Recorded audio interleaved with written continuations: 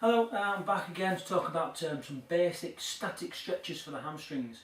I've been asked to do this because a lot of my clients have got quite short hamstrings because of the adaptive shortening I've been talking about before in other videos, and just the general wear and tear because we don't stretch them enough.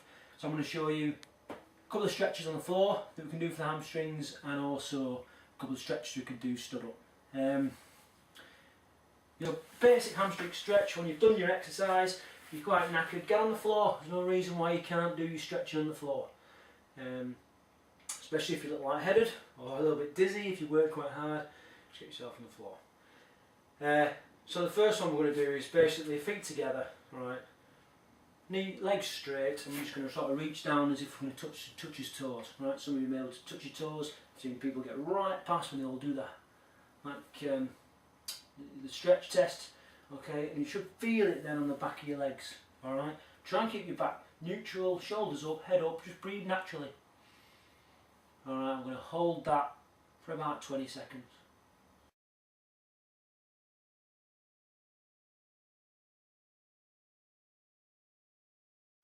Just keep the pressure on. If you feel it sort of ease off, what you can do is just relax ever so slightly, a deep breath in, deep breath out, and then just increase the stretch. Alright, as the nerves in your muscles just start to relax, just allow you to stretch that a little bit longer.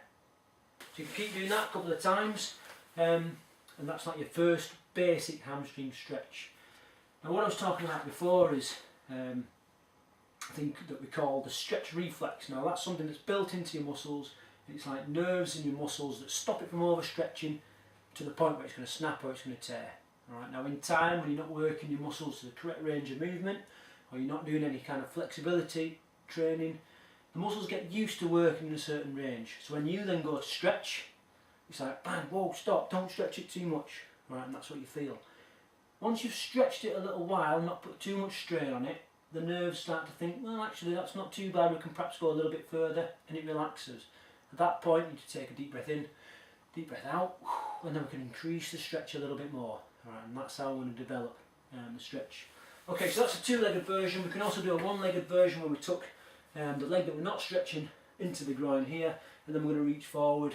Alright, so same again, breathing naturally, head and shoulders up, try and keep a neutral back. Alright, if it eases off, deep breath in, deep breath out, increase the stretch. And so we can do that with different legs. Okay, another thing that we can do is we can change his toes in and change his toes out, so we're hitting different parts of the muscle group on the back of his leg. And this is a muscle group. It's made up of more than 2 or 3 muscles on the back of his legs. So by adjusting the position of his feet, rotating his leg in and out as it is here, we can hit different parts of the muscle. And this is what you need to be doing, to really make sure you're working all the muscle. Okay, so you can do that each leg 2 or 3 times, 20 seconds to 30 seconds. Okay, hamstrings. In the seated position done. Standing, pretty much the same. We can hold onto the wall. I appreciate you can't see my upper body, but you can see my lower body. Like I said before, we've got the double leg hamstring stretch where you can just reach down, touch his toes, keep his legs straight, breathing naturally, head up. If you start to feel dizzy, obviously stop what you're doing and just slowly stand up. Alright, so we can keep that stretch on there. Or we can do like a one-legged version. Okay, so we're going to take a small stride forward, bend the lower leg and stick the backside out. Right? A lot of people are like this, and they'll feel it in the calf of this leg here. What you need to do is stick the backside out, so it can drop right down, and then you'll feel it on the back of your leg. Okay, rest on the bent leg above the knee, and again we can change the position of the toes slowly just to increase the stretch. Place the stretch on different parts of the leg. Okay, so that's a very good hamstring stretch there. That's enough to keep you going, to get your basic stretches in there, so keep trying them, keep working on your flexibility. It's something you can be doing almost daily, alright, something that's quite important to your own performance and your own training goals.